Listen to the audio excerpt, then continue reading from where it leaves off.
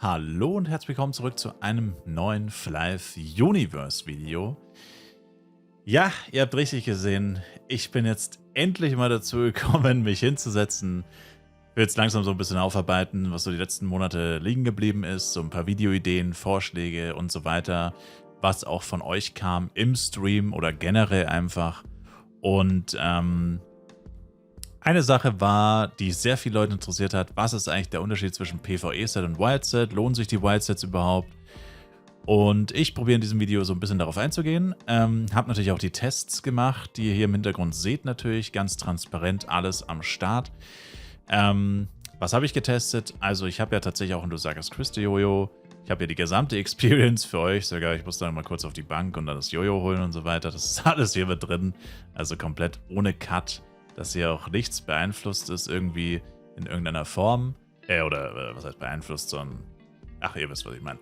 Jedenfalls habe ich jetzt erstmal die Tests natürlich auch am neutralen Dummy natürlich vorgenommen, hier ohne Elementverfälschungen, oder was heißt Verfälschungen, ich meine, ja, ihr wisst es, alles am neutralen Dummy vorgenommen. Und der erste Test war erstmal hier mit Bloody Jojo natürlich, was ja auch sehr interessant ist, weil ich meine, macht wenig Sinn, direkt mit einem Jojo auf Fairness oder mit einem Dusagas Crystal Jojo zu testen. Ist ja sehr unrealistisch, vor allem im Mindset von einem Serverstart davon auszugehen, dass du mit 150 oder geschweige denn mit 140 schon eine 150er Waffe hast, weil die am Anfang einfach extrem teuer sind und die wenigsten Leute sind bereit, ein paar 100 € in eine Waffe zu pumpen, die nach den ersten paar Tagen schon gedroppt wurde. Das macht einfach so gut wie keiner, weil es einfach auch wirklich hirnrissig ist, für ein paar Pixel so viel Geld auszugeben. Vor allem, wenn man weiß, man wartet ein paar Tage oder ein paar Wochen und man kriegt es für die Hälfte oder für ein Zehntel davon, ist das ja wirklich auch echt abartig. Deswegen erstmal die Tests mit Bloody. Und hier haben wir natürlich einmal Bloody Jojo mit Fennia Set und einem Crit Damage Pad. Ich habe jetzt die Pads inkludiert, einfach aus dem Grund, dass ich ohne das Crit-Rate Pad mit dem Kurena Set, also mit dem PvE Set, nicht auf 100% Crit-Rate kommen würde. Und genau, also Bloody Jojo, immer das gleiche Bloody Jojo auch mit PvE-Set versus Wild-Set. Hier muss ich noch anmerken, mein PvE-Set ist leider schon plus 10 und Gold. Das heißt, mein Fennia-Set ist nur plus 9. Das PvE-Set hat da so einen ganz kleinen Vorteil, was plus 9 versus plus 10 ist, glaube ich, 1% ATK-Unterschied und alle Sets plus 1. Und dann hat es noch alle Sets plus 5 als Set-Effekt. Das alles Stats ist aber nicht so schlimm, weil mein Kurena-Set ist tatsächlich mit Dex gestattet, mein Fennia-Set mit 8 STR. Das heißt, es gleicht sich ja mehr oder weniger aus. Das Kurena-Set hat trotzdem einen kleinen Vorteil wegen den 1% ATK, was die STR easy wegmacht. Also ATK ist besser als STR, selbst bei 1%. Also 1% ATK ist definitiv besser als ein paar STR-Punkte. Aber ist ja auch egal. Mehr oder weniger ist es fast identisch. Das ist ein Unterschied von wirklich sehr, sehr wenig. Ich teste jetzt hier auch alles ohne Link-Attack, ohne HC, ohne GT. Also wirklich komplett raw, natürlich auch ohne Power-Ups und so. Also außer die Flaskheit, aber die ist ja immer aktiv. Das heißt, es hat eigentlich so gut wie keine Auswirkungen. Genau, und dann zu den Pets noch. Ich habe eine 17% Crit Damage Krabbe benutzt beim PvE-Set. Beim Wild-Set natürlich. Und beim PvE-Set habe ich ein 11% Crit-Rate-Pad benutzt. Und rein zufällig ist das aber, finde ich, auch sehr gut. Also würde mich jetzt wundern, wenn da jemand groß widersprechen würde. Weil ein perfektes Crit-Rate-Pad gibt 31% Crit-Rate und ein perfektes Crit-Damage-Pad gibt 45 CD. Das heißt, der Faktor bei einem perfekten Pad, also Crit-Rate mal 1,5, ist quasi Crit-Damage. Bei perfekten Pads. Und ich habe ein 11% Crit-Rate-Pad, rein zufällig, und ein 17% CD-Pad, rein zufällig. Und do the math, ist es basically auch das 1,5-fache davon, sozusagen, beziehungsweise das 50% mehr. Und ja, kommt ziemlich gut hin, kann man sagen. Also würde ich sagen, hat jetzt hier keiner auch irgendwie, also es wäre jetzt was anderes, wenn ich jetzt ein 35% Crit-Damage-Pad benutzt hätte, das wäre ganz schön unfair. Da würden natürlich Ergebnisse rauskommen, die völlig an den Haaren herbeigezogen sind. Genau. Aber ich habe das Ganze auch nicht nur mit den Bloody Jojos getestet, sondern wie ihr es jetzt gerade schon seht, den Weg zur Bank habt ihr auch gesehen, mit dem Dusagas Crystal Jojo. Da ich es ja auch habe, wäre es ja schwachsinnig, es nicht trotzdem zu testen. Aber natürlich ist der interessantere Test jetzt für Server-Start-Verhältnisse natürlich theoretisch das Bloody. Der insgesamt relevantere Test langfristig, unabhängig vom Serverstart, ist aber natürlich dann schon mit Lusaris Crystal Jojo oder auch Hernes Jojo, ist jetzt in dem Fall relativ egal. Beide geben Crit-Rate, Bloody Jojos geben halt keine Crit-Rate. Deswegen braucht im Vergleich Bloody Jojo versus Bloody Jojo und Corina Set versus White Set mit Bloody Jojo, braucht der mit dem PvE-Set halt das Crit-Rate-Pad und der mit dem White Set nicht, weil das White Set halt Crit-Rate gibt und das PvE-Set nicht. Ganz einfach. Und mit Lusaris Crystal Jojo habe ich dann bei beiden natürlich die Krabbe benutzt, weil dann haben ja beide schon die 100% Crit-Rate automatisch. Ignoriert, by the way, den Dex Sion und den Dex Cloak. Ist egal, wenn ich es auf SDR geswitcht hätte. Beide haben 100% Crit-Rate in dem Fall. Das macht so gut wie keinen Unterschied. Und sehen wir auch gleich an den Ergebnissen, die ich euch jetzt eigentlich schon präsentieren kann. Falls ihr euch gerade wundert, warum kämpfe ich gerade wieder mit Bloody Jojo, ich wollte Lusaris Crystal testen. Ich habe es ehrlich gesagt selber vercheckt. Ich habe einfach auf Damage gedrückt, dann war das Lusaris Crystal Jojo wieder raus. Ich wechsle gleich aufs Lusaris Crystal Jojo, auch mit dem Fennia-Set. Also, was kam beim Bloody Jojo raus? 67k DPS mit dem Damage-Set, also mit Fennia, White Set. Und 51.000 DPS mit dem Tank-Set, mit Corina. Das heißt, obwohl das Corina-Set einen minimalen Vorteil hat, aber wie gesagt, den können wir eigentlich auch fast streichen, weil es eben plus 10 ist und das andere Set ist nur plus 9, performt das Fennia-Set mit Bloody Jojo wirklich deutlich besser. Das war auch das, was ich immer so wahrgenommen hatte. Ich habe die beiden Sets ja auch schon eine geraume Zeit und es ist einfach deutlich besser gewesen. Ich habe immer mehr Schaden mit dem Fennia-Set gemacht, mit Bloody Jojo. Wie gesagt, Lusaris Crystal Jojo liegt bei mir auf der Bank, das benutze ich aktuell noch nicht. Hat aber einfach wirklich deutlich mehr Schaden gemacht bei den Bloody Jojos. Und was kam jetzt beim Lusaris Crystal Jojo raus? Da war der Unterschied nicht mehr so groß. Ergibt aber auch Sinn, weil ja plötzlich das Corina-Set auch die Crit-Damage-Krabbe benutzt hat. Und beim Fennia-Set hat sich nicht wirklich viel geändert. Viel zu viel Crit-Rate jetzt auf jeden Fall. Und ja. Trotzdem performt das Fennia-Set immer noch besser mit 53.000 DPS. Und das Lusaris Crystal Jojo mit Corina-Set war so knapp bei 47.000. Das heißt immer noch über 10% besser mit dem Fennia-Set. Muss natürlich dazu sagen, warum sind jetzt die Damage-Werte mit dem Lusaris Crystal Jojo so schlecht, falls sich das jemand fragt. Das liegt einfach daran, dass das Jojo clean ist und ich es noch nicht geupgradet habe. Aber auch hier, wenn ich es upgraden würde, würde der Unterschied sich ja auf beide Equip-Vergleiche gleichermaßen auswirken. Deswegen ist das in dem Fall nicht weiter schlimm. By the way, wusste ich gar nicht, dass man in der PK-Arena oder in der PvP-Arena, oder wie auch immer das jetzt heutzutage heißt, dass man hier tatsächlich die Flav-PC Flaris-Musik hat. Und wenn man die nicht mehr so oft hört, früher ging sie mir irgendwann echt auf den Sack, weil ich stand immer in Flaris, wenn ich Dungeons gefahren bin und so. Ich habe fast immer nur die Flaris-Musik gehört oder sehr, sehr viel die Flaris-Musik gehört, also wirklich extrem viel. Jahrelang, jeden Tag. Und ja, aber so mittlerweile ist echt, vermisst man sie sogar ein bisschen. Aber ja, hier nochmal das Lusaris Crystal Jojo, dachte ich mir, zeige ich euch jetzt trotzdem nochmal 62 Crit Damage, aber eben 20% Crit-Rate, pipapo. Hat echt sau die schlechten Stats, aber es wird ja sowieso so oder so gererollt, wenn es Gold ist.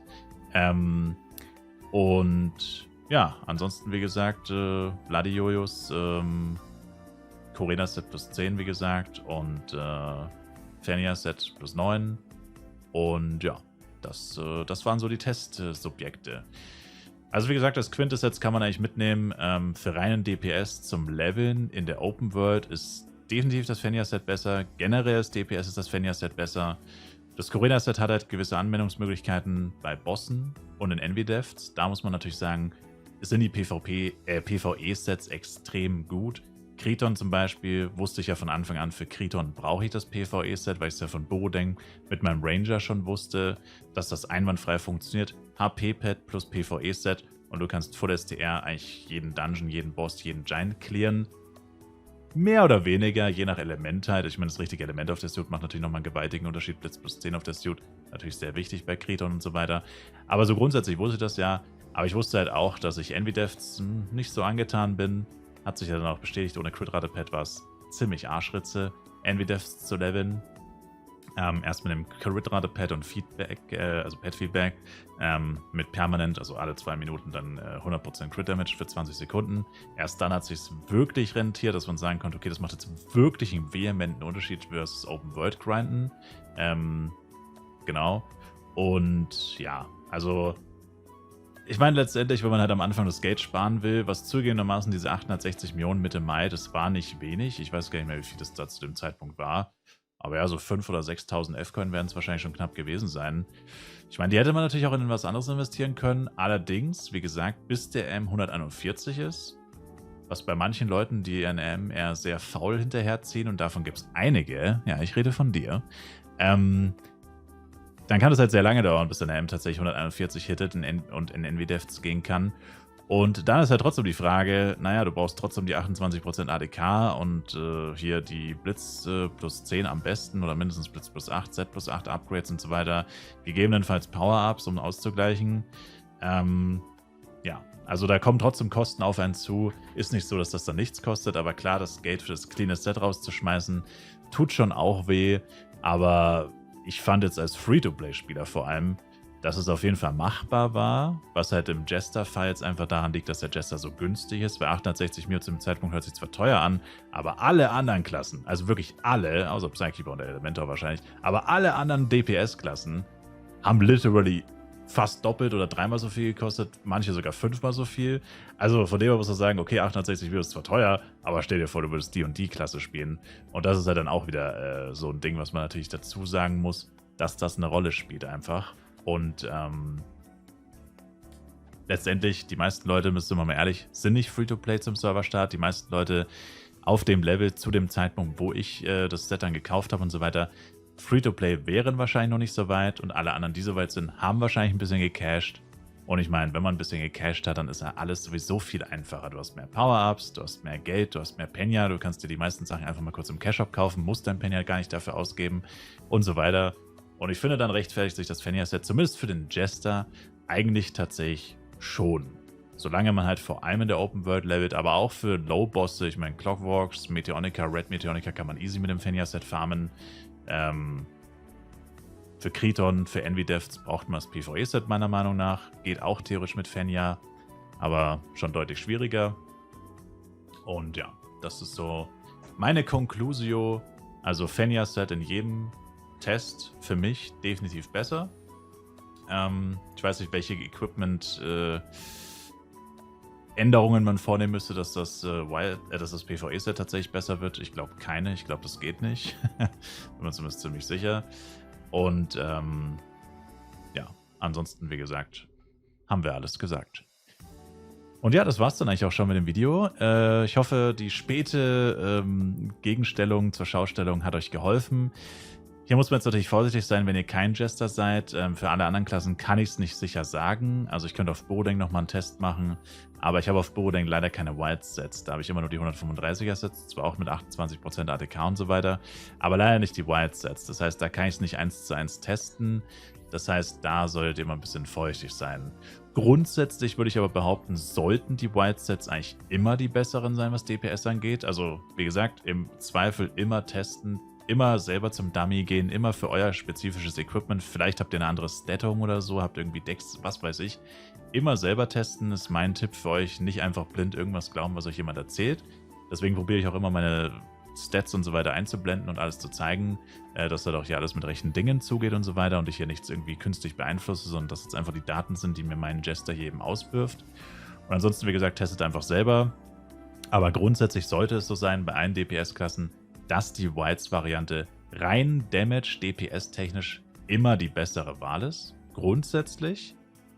Aber natürlich für viele Leute, das aufgrund von Kosten, aufgrund von, weil sie es gar nicht wirklich brauchen, wenn du zum Beispiel wirklich nur NVDEFs leveln forst, wenn du wirklich nur Dungeon farmen forst, wenn du wirklich nur Kriton und Boss farmen forst, dass du es dann einfach nicht wirklich brauchst, dass du einfach nicht einsiehst, für ein cleanes Set x Milliarden zu zahlen, was ja absolut verständlich ist, ne, muss man ja ganz klar sagen. Deswegen muss da jeder auch so ein bisschen selber mal aktiv werden und sich Gedanken machen, was er eigentlich überhaupt vorhat. Weil je nachdem, was man eben vorhat, das halt auch wieder stark abweichen kann. Und dann muss man nicht einfach blind irgendwas hinterherlaufen, sondern man kann einfach selber seine eigenen Schlüsse ziehen. Und ja, das war's mit dem Video. Wie gesagt, ich hoffe, es hat euch gefallen. Und ich hoffe, dass wir uns auch im nächsten Flive Universe Video wiedersehen. Gerne auch im Livestream. Tägliche Flive Universe Livestreams auf Twitch. Jeden Tag live mit Flive. Haut rein, bis zum nächsten Mal. Link in der Videobeschreibung und ciao, ciao.